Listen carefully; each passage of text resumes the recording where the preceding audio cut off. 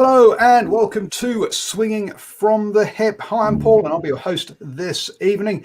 And yes, covering for Arun yet again as he's been doing some hard manual labour, having to renovate a house. So hopefully we will have him back next week to have someone who actually knows what he's talking about rather than me, who just blathers on really and makes things up. But don't worry, I've got someone who does know what he's talking about, and that's Arun. How you doing, sir?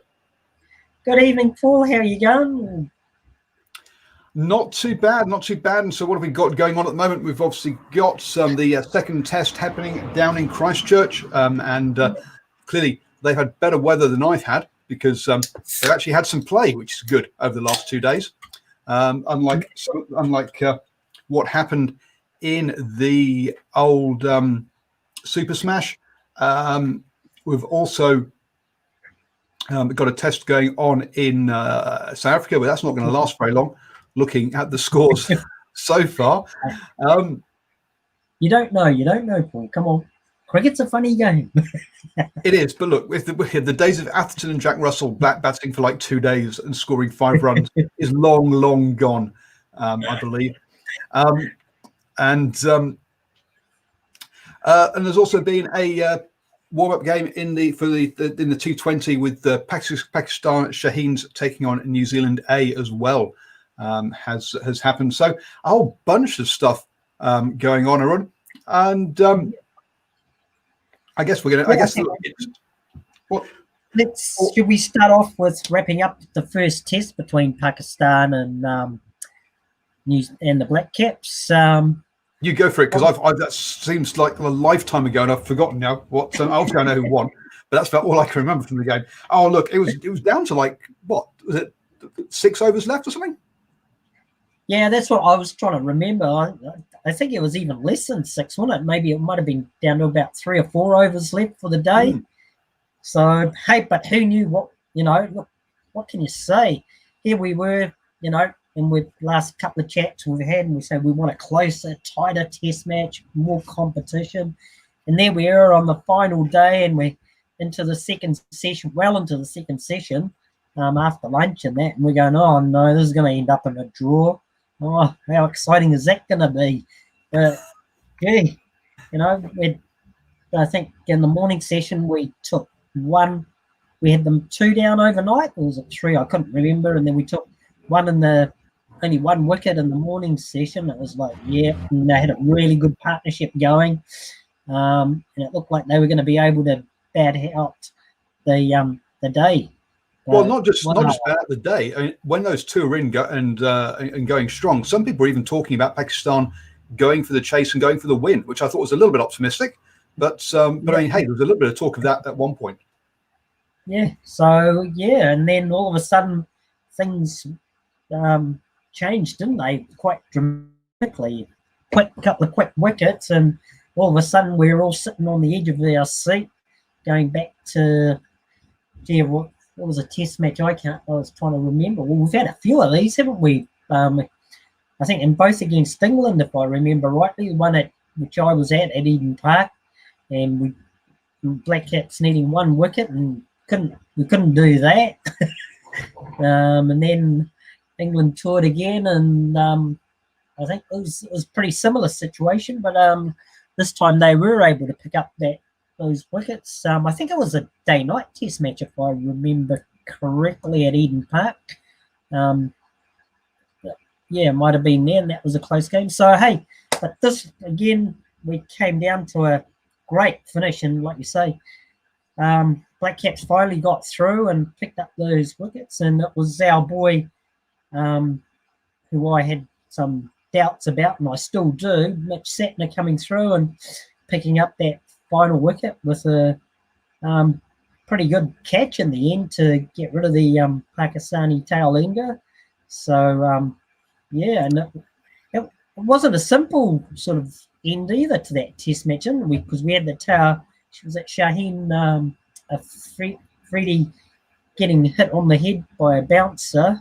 Can't remember who bowled it. I might have, yeah, of course, would be our old mate, Mr. Neil Wagner. And that, and obviously, I mean, mentioning his name, there he was bowling became the hero of the test match, didn't he? With his 2 broken toes and still being able to bowl and bowl and bowl, and got a couple of pain-killing injections in his toes, I guess. And apparently, each time he went for an injection, each time, as soon as the doctor got near him with the needle, all you heard was screaming. And that was before the needle went in. Jeez. But yeah, hey, a great finish, great test match, and that's what we love seeing, wasn't it? Closely fought, and then right down to the wire. And yeah, no, absolutely. And as you say, fantastic test match, enthralling, really good comeback by Pakistan on that final day. They could so easily have folded, and it could have been all over. From memory, I think all 5 bowlers took 2 wickets each in that final innings. So yes, it was spread out amongst all the bowlers there, and they had to work for it, which is which I guess is good to see as well. You got to feel a little bit for Santner. Goes and gets the winning wicket, and then gets dropped for the next game. Yeah, well, look, I did, obviously, we had our 2 experts there last week, and I did, bring up the Santner situation with them, and I said I had my doubts about him as a spinner, and I think, on that pitch, he should have been a lot more effective than he was, so it just shows that, yeah, we seem to have worked out our batting and our bowling, fast bowling or medium pace bowling players, but spinner, we just still, to me, we lack that sort of class, world class spinner there, that just to round off that team and make it, more competitive and more combative if a test match goes into its final day, and the way that pitch was breaking up, and I'm sure if you had any other half decent spinner on it, that ball would have been turning more than it was with Santner there. Hey, but he did the job, and that's what counted on the night. And as I say, we've got a W in the column, and we move on to the next test, which is underway down in Hagley Park here in Christchurch. And as you say, lucky to be underway at all, considering some of the weather we seem to be having around the country.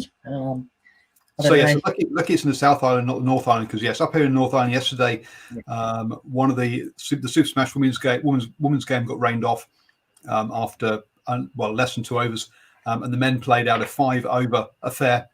I don't want. Yeah, look, I've got that in my notes to bring up, and I mean, I'm happy to talk about it now if you want to. But, no, I was going to continue on with the Test match, but and so what we saw was Matt Henry and Daryl Mitchell were the 2 guys who came in for Wagner and Santner. Happy with those replacements? Yeah, look, I guess Matt Henry's the next off the cab, really, isn't he? He was in that, always within the 12 or 13 players mix there, and it was only injury that put him out of that equation, and we had Kyle Jamieson came in, and isn't that guy made an impression on the test arena? What can you say? We'll talk about him in a second. We'll talk about it. Yeah. So going into this game with five seam bowlers. If you with yes, one of them at least an all rounder. Is that? I mean, were you concerned by that? Do you think that they needed, that they should have a spinner just to have something different? Well, yeah. Look, as I say, to me, I always to round off the balance of the team, I'd prefer a spinner in there mix. Unfortunately, I wasn't able to see the toss. I didn't know too much about the pitch conditions and that. But obviously, South Island, you're going to get a green pitch. The ball's going to move around a bit.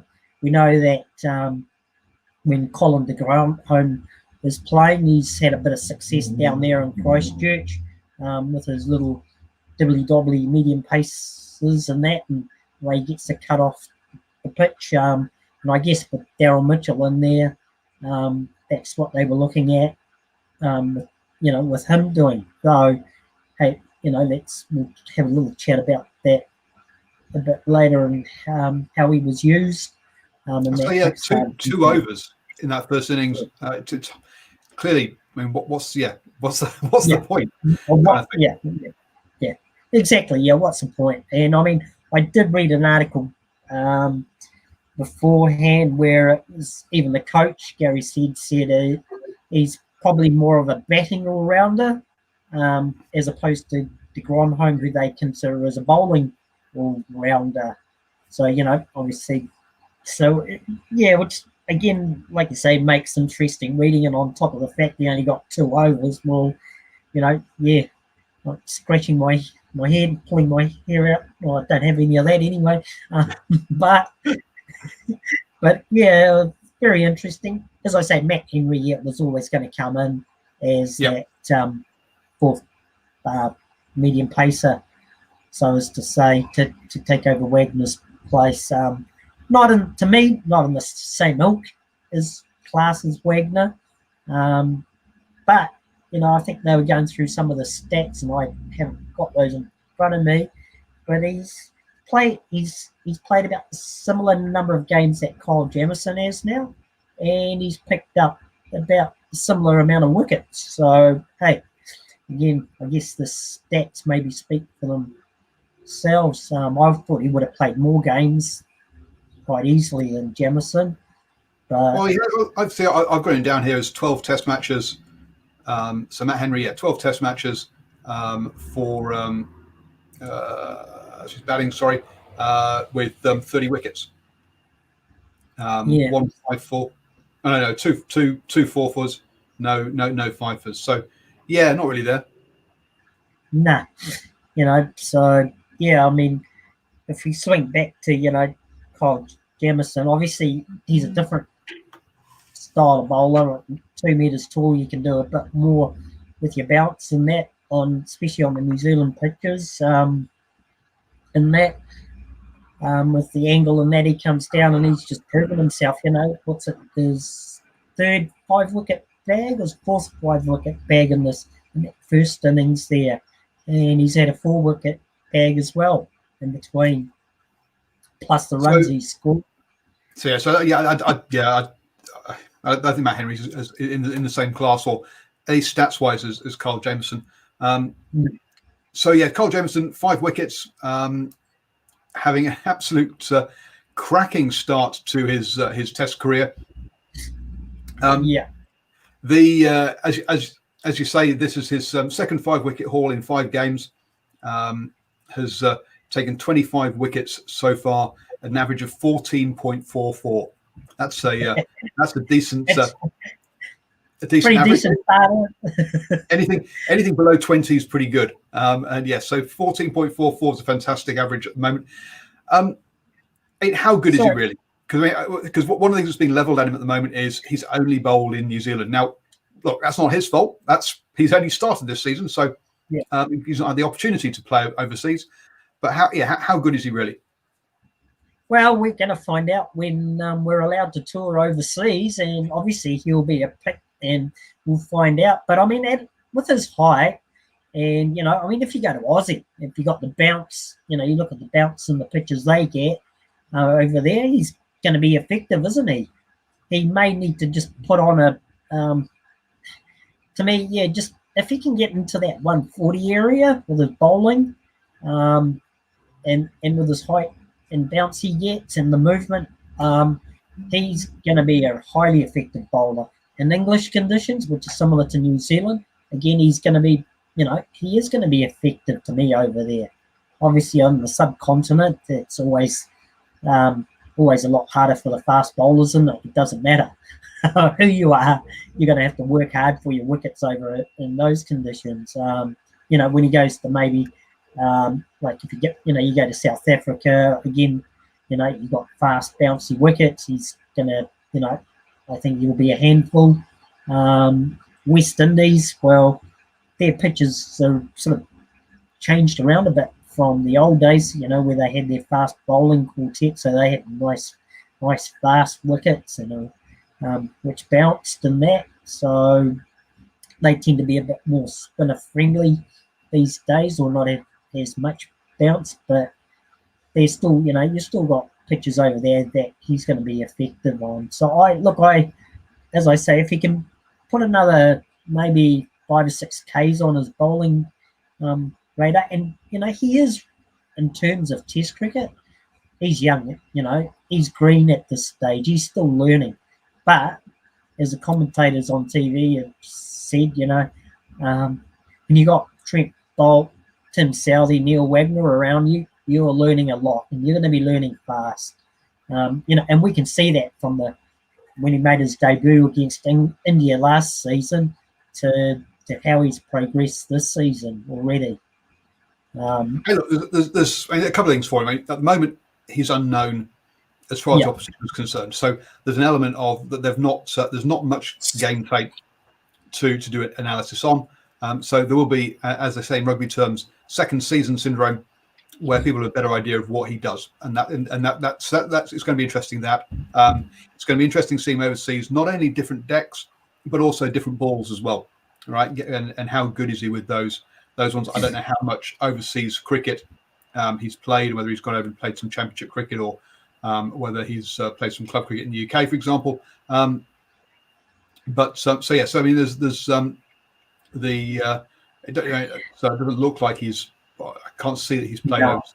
So it's going to be a different ball, different decks. It's going to be interesting to see how he goes. But at the moment, and also with more game tape for people to actually analyze what he does, he's going to need to. He's going to find it. It will get tougher for him, but great start, and it's going to be good for his confidence. Absolutely, yeah.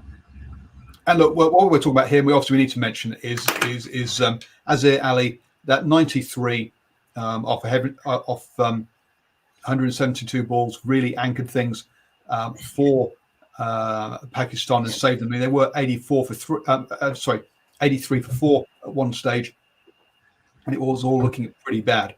But when he was joined by Mohammad Rizwan, who put on 61 runs, and then Fahim Ashraf with 48, and Zafir Gohar with 34, that really managed to sort of turn things round. And we went from 4 for 83 to 8 for 282. So those 4 batsmen really kind of saved things for Pakistan. And you got to hat tip to Azhar Ali, really solid innings from him. Yeah, look, I mean, I thought the Pakistan first innings with Azhar Ali and Rizwan and the other 2 sort of lower order batsmen, they put together some really good, effective partnerships in that innings. And at stages, it looked like New Zealand black cap bowlers, were just going through the motions. weren't going to be penetrative, as to say. But when you guy like Colin Jamieson sending down just seemingly unplayable balls, I mean, one of the wickets he got just it was like, if you were the batsman, you just go, mate, yeah, well bowled, and you just walk off and go, there's not much I could have done, and that's just one of those balls that I probably won't, hopefully I won't get in a while again. But yeah, I thought the Pakistan batting, they were patient, not too patient. Like the first test, I think they dug themselves into a bit of a hole with their overrate and that. I think Tazz was saying they came out with some intent and purpose, and the score, the run rate was above 3 most of the day, in effect. And they 297 when you get sent into bat isn't, I thought was par. Looking at the way the pitch was playing, they could have been bowled out for far less. A few things had gone right for the Black Cats on that, but the 297 looked good to me. And also knowing that their bowling attack was pretty good, in that first innings, especially with Shaheen Afridi there. I think he's that good. Yeah, he's young, but he's world class. Going to be world class, if not already. So yeah, it was. I thought it was going to be tricky for the Black Caps, and I guess we saw that when we came out to bat. We lost our openers pretty quickly. Was it Tom Latham to an amazing catch? He edged it through. It's going towards first slip. He sort of decided to play juggle ball with it, and it was heading towards the ground. And that first slips was it Sahale Harris? I don't know if it was just instant reactions. Put his hand down and took the ball at ankle height. Wow, it was just really amazing sort of reactions from him, and that. So it was a good catch, and that was Latham. And the openers got through the first sort of 19 overs without, but then we lost 2 wickets in 2 overs as both openers fell quickly after each other, which I think was a bit of the problem there. Ross Taylor didn't stick around for very long, and suddenly it's 3 for 71. And you got to say, Pakistan's got to feel pretty happy that they've made the breakthrough, and that they're potentially going to, as you say, at that stage, 290 odd was looking like a decent score.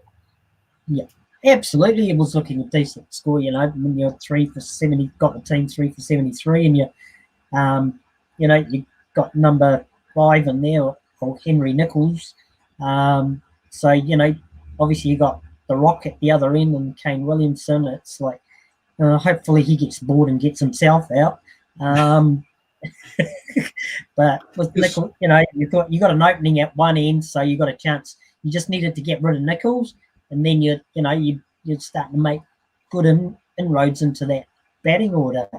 But unfortunately, look, Nichols. I mean, before this test, had only scored 67 runs in the first two in the first test in the first 2 innings. So two innings for 67 runs, average just over 30. Nothing too spectacular. You're thinking, you're right in there. Yeah, but he pulled it out of the bag, and batted through the day undefeated at the close. Yeah, look, I was sitting there watching Nichols batting, and that was the maestro, and I'm thinking back to the West Indies, 174 he got there, and I'm looking, how many chances are they going to give this guy? And has Henry Nichols gone out and bought a lotto ticket recently? Because, geez, I don't think I've seen a guy this season, in one season get dropped so many times or given so many chances. If I was him, I would have been, if I was Henry Nichols, I would have been down to the lotto shop last week, or the week before, and buying that $25 million jackpot, because he would have been odds on to win it, surely. Hey, but, again, credit to him, he's batted through the day, like you're saying. He's ended up about 89 or 88 not out. 89 not out at the close of play. Kane Williamson, 112 not out. Now, okay. One of the points that's been made is that basically this side is pretty much entirely on Kane Williamson's shoulders. You look at the batting. Only 2 batsmen have made it over 100 runs, right? And Nichols has only done it because of, as you say, he got dropped several times today. He's scored 156. Williamson so far 262 in the series so far. No one else has scored over 100 runs. You're like, geez, come on! This is he really is carrying this team at the moment, isn't he? Yeah, look, I don't know. You say carrying the team, but he's just on a class of his own, isn't it? His 24th Test century again, and then you look at the as I just before we came on air, I was looking at most Test hundreds, and trying to see where he's ranked in there, and obviously there's 2 nemesis or 2 guys of similar ilk, Steve Smith and Virat Kohli. They are ahead of him in the number of centuries scored, but I think Smith they're only a couple ahead of him. So not that far. He's obviously Kane's got a long.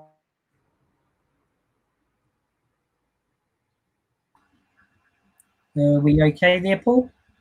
Yeah, no, yeah, you froze there for a second, but you're back, which is good. Sure, Yeah. but look, we then look at the Pakistan side, and they've had 4 batsmen have scored more than 100 runs so far in these 2 tests. So, okay, it drops off massively after those 4. The next guy's got 50, I mean, Rizwan, Ashraf, Ali, and Alam have all scored over 100 runs. Now, none of them have scored over 200 so far, but in their 3 innings, but they're getting more. They've got several guys there who are pitching in. I just think, it just seems that with this New Zealand side is that on the batting side at least, some of the other guys need to give him a bit more support, really, to maybe score some real big scores and really put teams away. Yeah. Look, I mean, one of the guys who hasn't scored many, except I think just one innings, has been Ross Taylor. Obviously, he's the other guy who's up there with Kane, and he just hasn't seemed to have fired off this season at all at the moment, which is, I don't know. It's a bit weird for Ross because, you know that there's usually 100 in him along the way somewhere. And I think this is the last test of this summer, isn't it? So, obviously, depending if there's a second innings for us or not, we'll just have to wait and see. Goes the other guy who usually does figure amongst the runs and scores is Tom Latham, and he hasn't put anything of substance together in that. And the other one, obviously, BJ Watling, who's usually a pretty consistent scorer as well.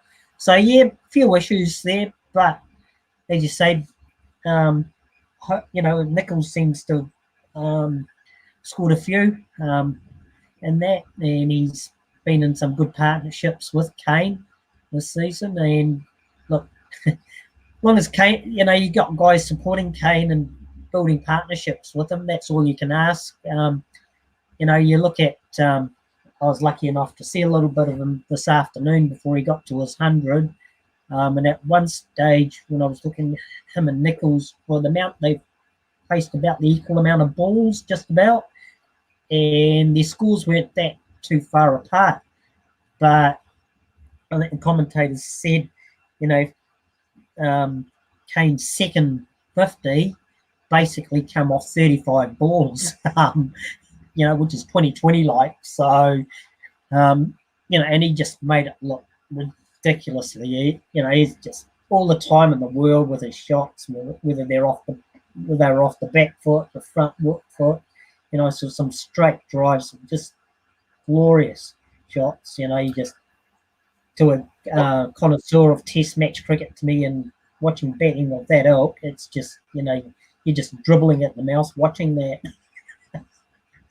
Well, I mean, look, at the end of the day, Nichols has faced more balls than Williamson today, but has scored about 20 odd runs less. So, but as you say, the important thing is someone sticks around with him.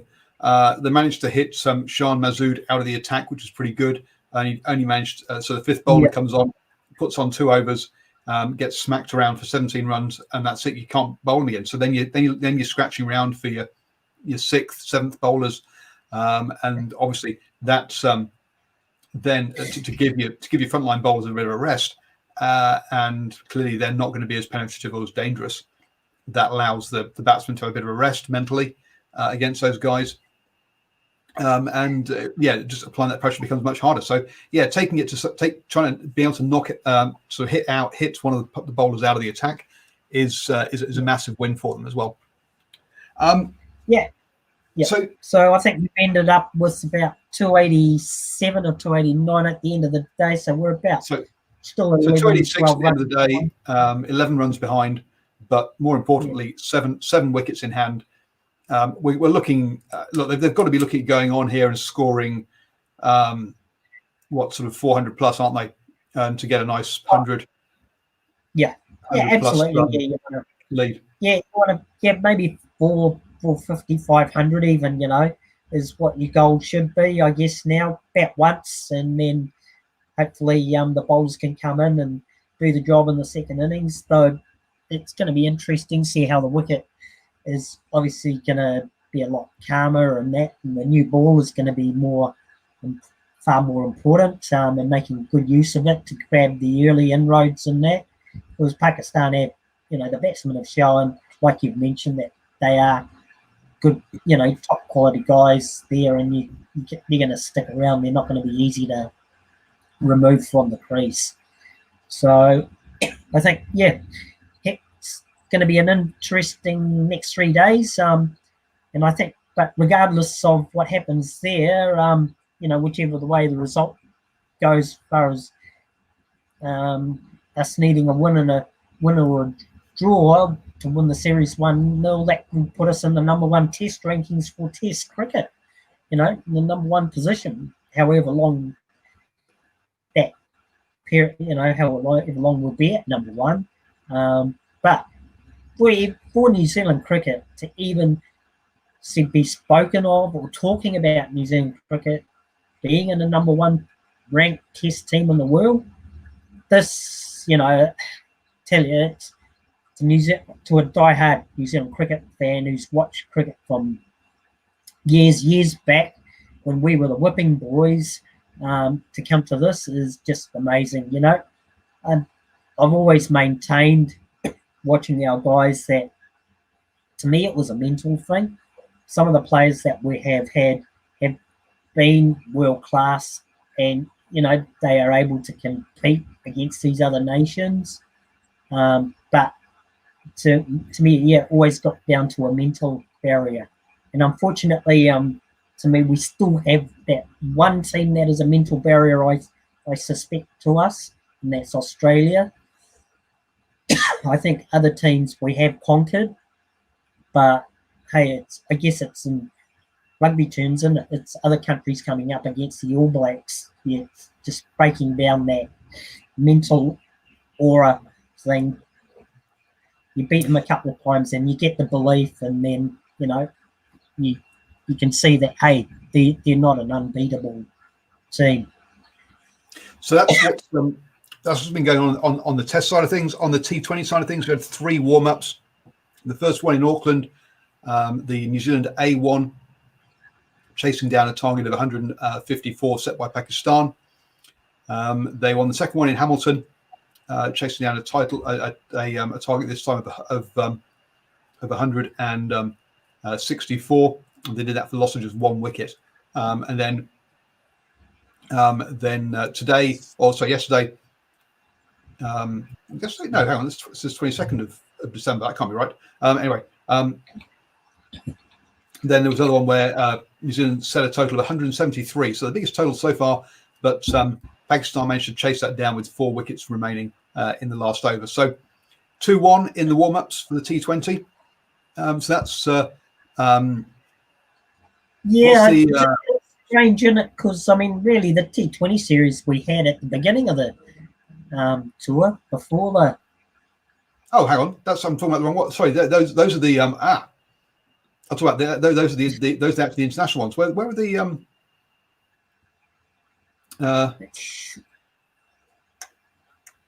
New Zealand. Pakistan A have played against as well. Sorry, folks. Pakistan A was playing. They played Northern Districts, Wellington, and I'm not sure. I think they might have played against Canterbury.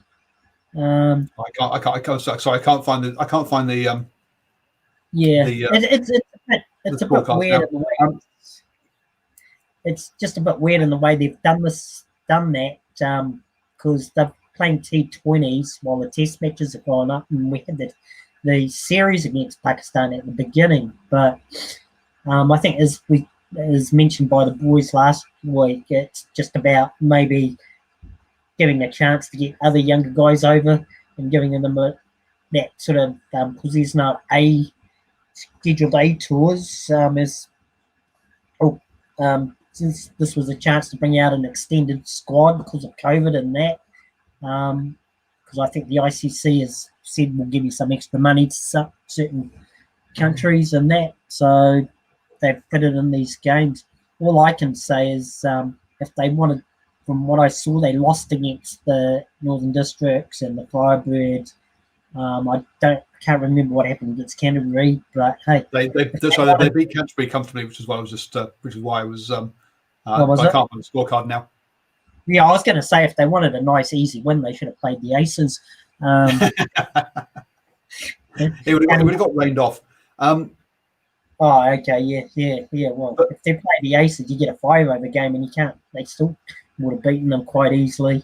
But anyway, let's just quickly pop over to the Sri Lanka tour of South Africa. If you remember, in the first game, the first test, South Africa won by an innings and 45 runs when they scored 621 in their innings.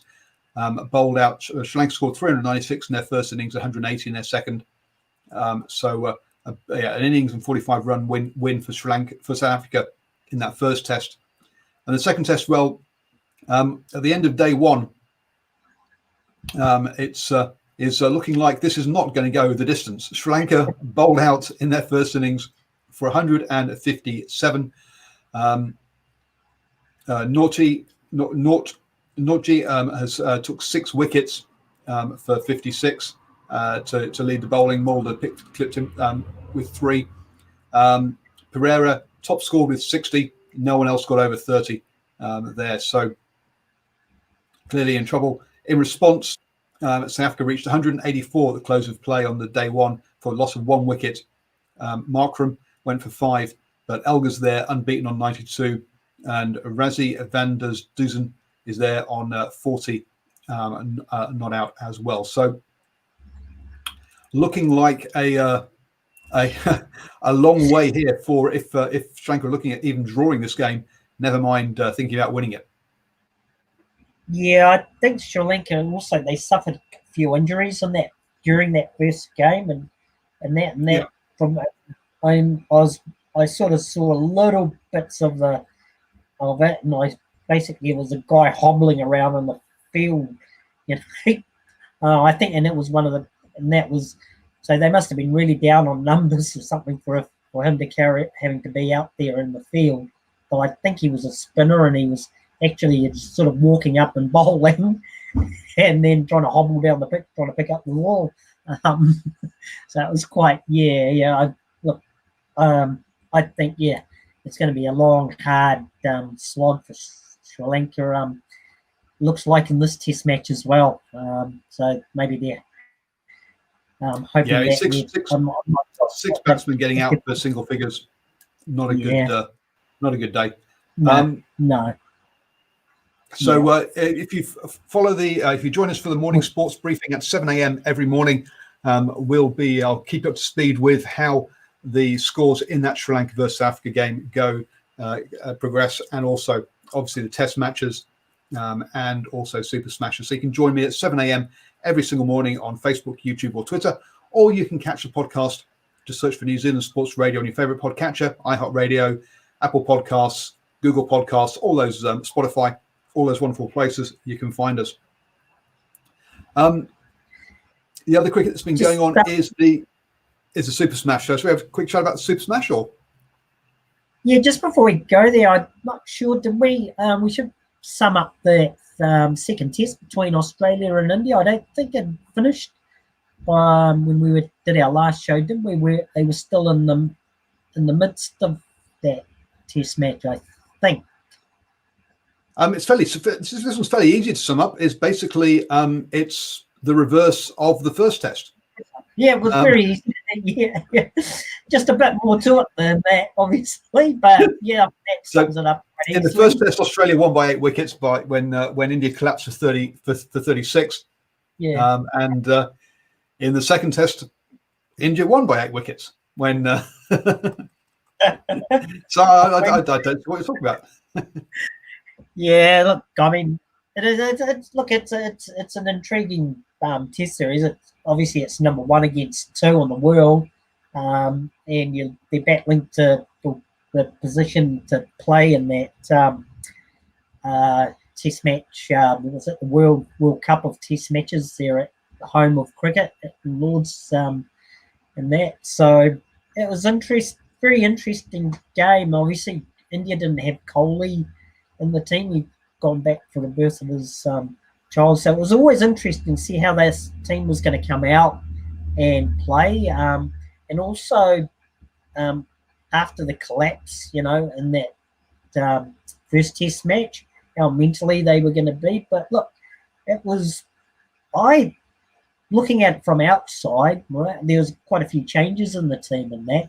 It seemed a lot more like a more balanced team they'd put out, and they seemed very together and cohesive, and seemed to be working for each other quite hard, and under the captaincy of Ajinkya Rahane, he brought a totally different style of captaining, obviously, to Virat Kohli, is, I guess, should we call it passionate at times when on the field, on how he talks to players and, reacts to things, whereas Rahane seemed to be a very calming and influencing figure, made the right calls at the right time.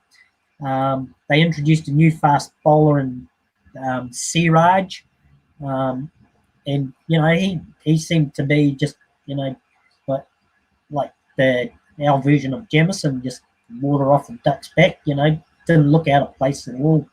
And their batting order looked a lot more solid with the changes they made in that. So, well, it helped Rahane putting in a captain's knock of 112, and then basically other guys just trying to stay with him for a short while and put on some runs. Really was kind of how it was. I mean, there was only in that 326. There was the century, and then the next one was a 57, was the second highest score. So, it was. It helps when you're captaining to lead by example, and if you get in nicely and do that, that always gives you confidence then to do the right things in the field as well. Yeah, absolutely true, and as it's a totally different, and obviously they hadn't been too badly scarred by what had happened to them in the previous test, that 36. And again, obviously it was mentioned in the commentary box. It was just like, this is just so different. They still couldn't believe what had happened in that batting innings, the test match beforehand. But this time looks like the pressure is all on Australia. You got their top batsman, Mr. Steve Smith, who's scored virtually no runs in the two test matches. He's just completely all out of sorts. And then obviously howls of cry coming across from their fans and experts about changing the team. And I think they have made a few changes. They dropped one of their openers, Joe Burns, who's hasn't scored many runs at all, and David Warner's back, and they've called up their young fella Will Poliskavi back into that mix as well. So it'll be interesting to see whether he does make his debut in the next test match. So yeah, I mean, you talk about Steve Smith. You talk about Smith. I mean, it's what 4 innings, 1 not out, 10 runs with a high score of 8 in 4 innings. Ouch. Yeah. So that's not the Steve Smith. There's going to be a backlash in there somewhere along the line. Indians will be hoping it's not against them and it comes a lot longer. Maybe in the next test series you see plays. But that's waiting. But it's the bowlers from both teams have been really dominant in this series, and besides Rahane's 100, I don't think there's 100 scored in the first test match, was there, Paul? Obviously not by the Indians, but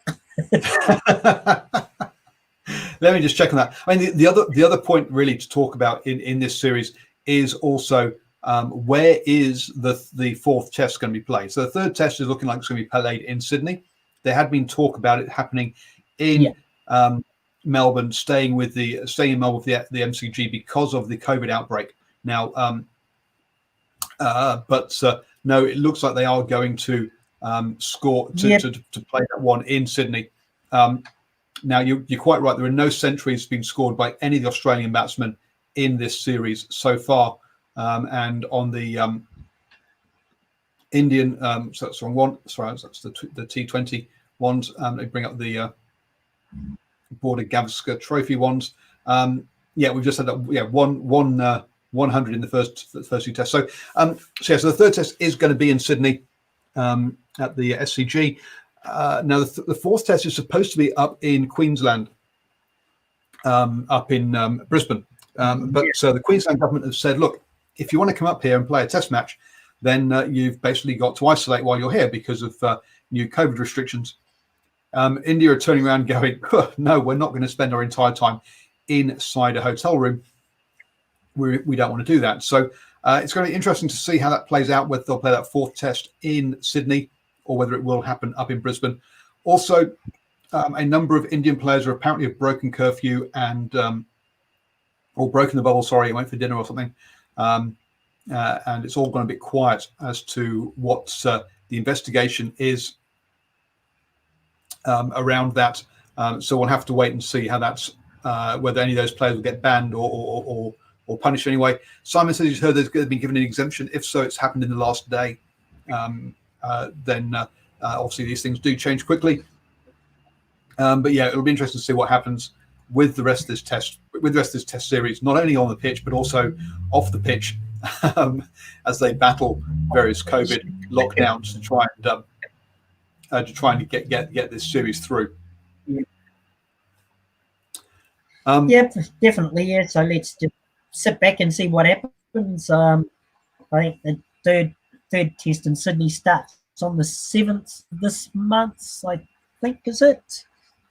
That sounds right. So so that'll be an interesting game. Sydney always favours spinners, so it'll be interesting to see what selections the two teams come up with. Yeah, so 7th of Jan is the third test, and the fourth test is the 15th of Jan up there. Yeah. Right, yeah. No, all right, well, yeah. Shall we check on to our local Super Smash? So the Super Smash competition on the women's side of things, the Auckland Hearts top the table at the moment, having won 2, lost 1, having that one game abandoned that we talked about yesterday. The Blaze and the Northern Spirits both have 2 wins and 1 loss, and sit in a second equal, or both on 8 points. And the Canterbury Magicians, who were mentioned last week as being a side to look out for, they've only had 2 games, 1 win and 1 abandoned. So they've got a lot of games to catch up on. So we'll see how that all pans out. So currently the Auckland Hearts leading that one. On the men's side of things, the Wellington Firebirds are pretty dominant here. 3 wins from 3 games. Clear at the top of the table. Canterbury Kings, to be honest, 2 wins from their 2 games as well. With on 8 points. Are they a realistic challenger to Wellington, or how much have you seen of these games?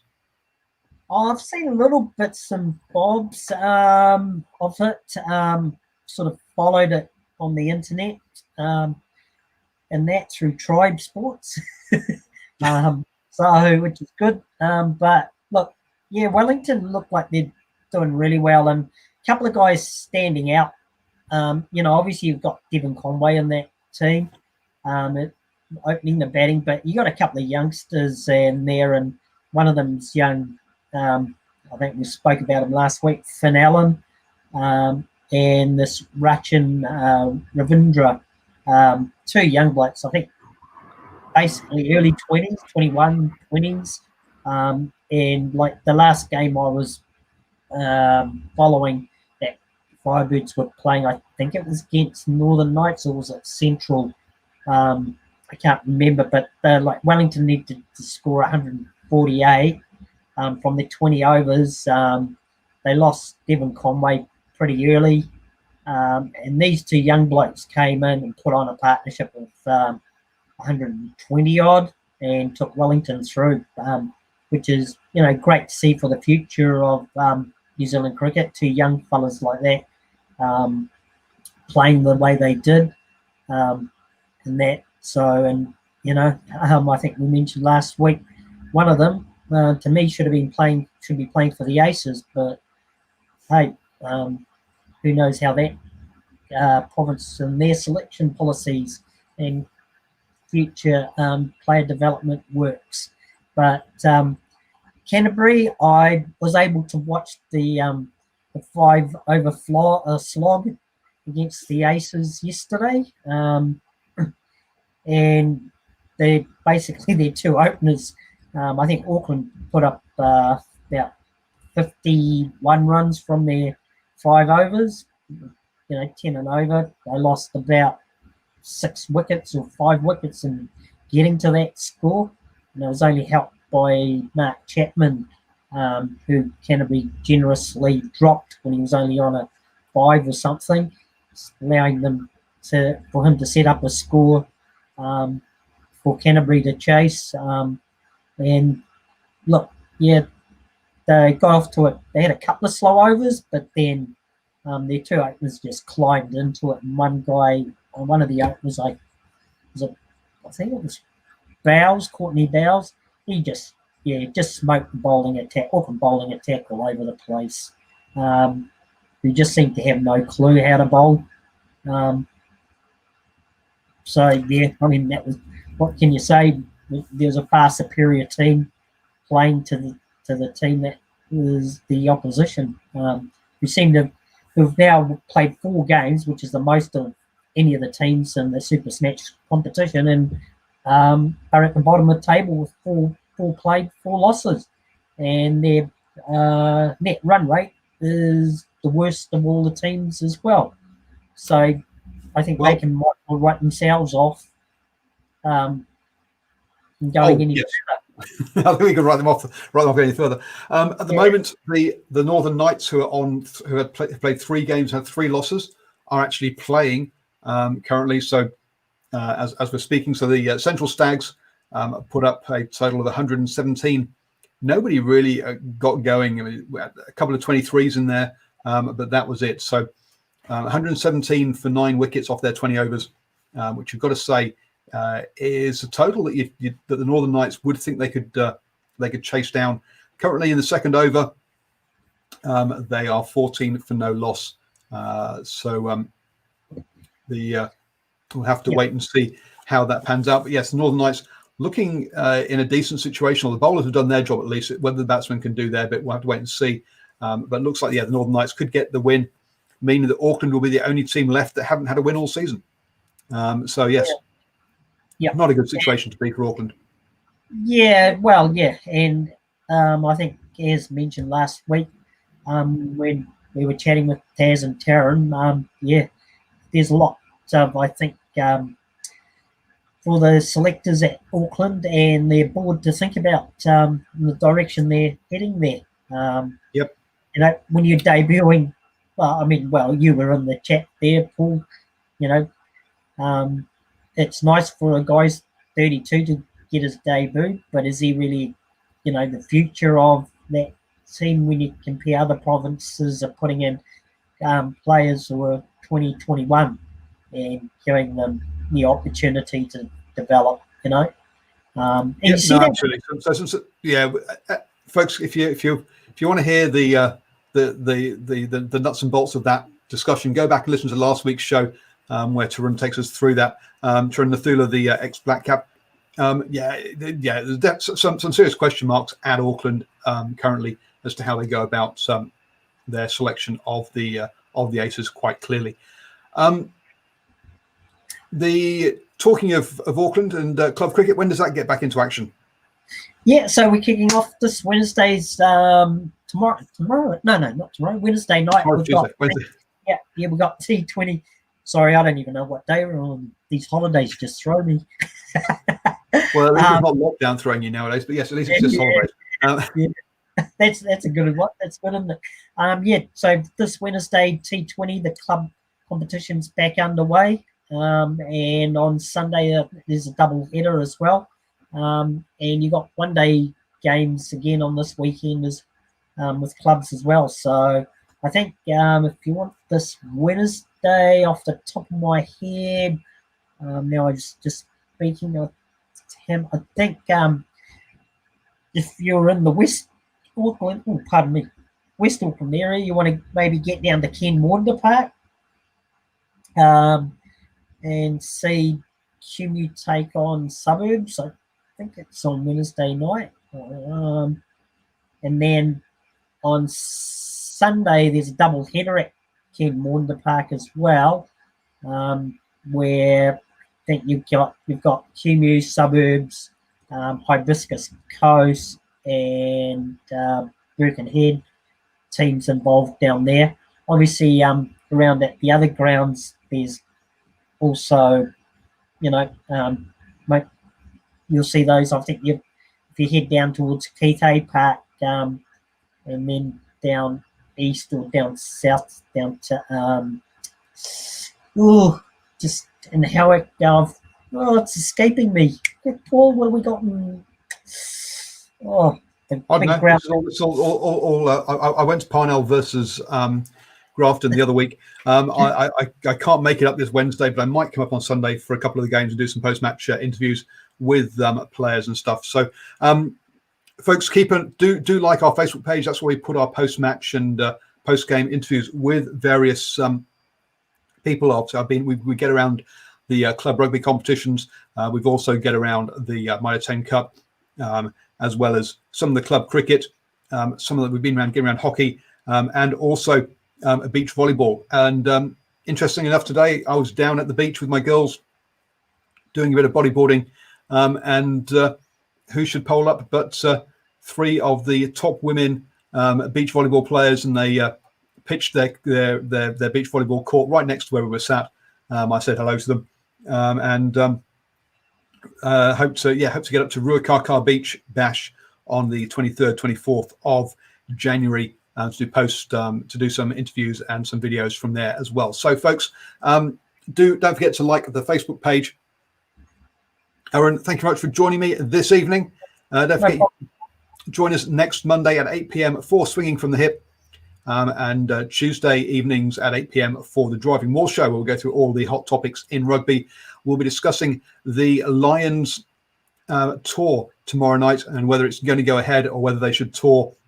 Should they tour France instead, or should South Africa come and tour the British and Irish Lions the other way around because of all the COVID restrictions? Anyway, those are some of the ideas that we'll be discussing tomorrow night on the Driving Wall Show. Thank you, everybody, and have a wonderful week. Any last points, Arun? Yep, just keep swinging from the hip during the week, and we'll catch you next Monday. Catch you next Monday, everybody.